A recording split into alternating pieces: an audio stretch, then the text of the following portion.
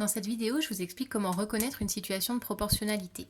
La proportionnalité, c'est quand on a deux grandeurs. Donc ici, nous avons différentes grandeurs, la masse, la taille, le prix, le volume, une quantité, une pointure. Ce sont des grandeurs, ce sont les choses dont on parle dans les problèmes. Si je prends les valeurs d'une grandeur, hop, et d'une autre, si je multiplie les valeurs de cette grandeur et que les valeurs de l'autre grandeur sont multipliées par le même nombre, dans ce cas-là, je suis dans une situation de proportionnalité.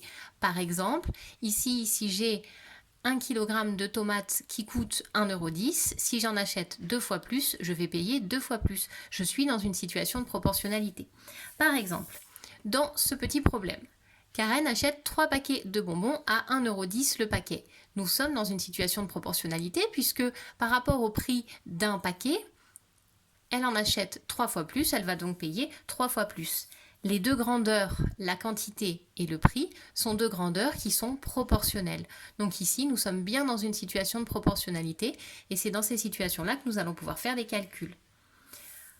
Deuxième situation, Daphné a 9 ans et mesure 1,40 m. Ici, les deux grandeurs sont l'âge et la taille. Ces deux grandeurs ne sont pas proportionnelles. Quand Daphné aura 2 fois son âge actuel, donc 18 ans, elle ne va pas mesurer 2 fois sa taille actuelle. Elle ne mesurera pas 2,80 m. Donc ces deux grandeurs-là ne sont pas proportionnelles.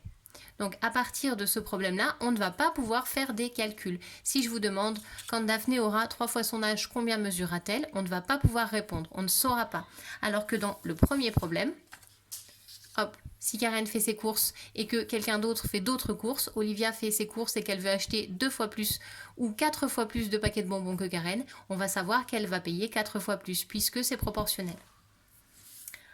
Troisième cas de figure que je vous présente. Cette fois-ci, Karen achète des céréales qui sont en promotion. Promotion 2 achetés 1 offerte. La troisième est offerte.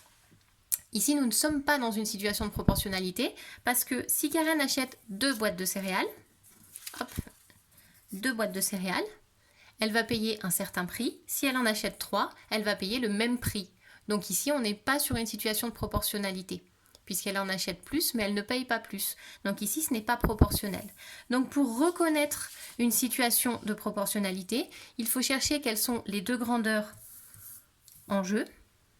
Et une fois que nous avons trouvé les deux grandeurs, il faut que l'on se pose la question, est-ce que ces deux grandeurs évoluent ensemble? C'est-à-dire, si j'achète 2 fois plus, est-ce que je paye 2 fois plus? Si ce raisonnement marche sur le 2 fois plus, ça va marcher sur 3 fois plus, 5 fois plus, 2,5 fois plus, etc., etc. Et à partir de là, on pourra faire tous les calculs qu'on veut.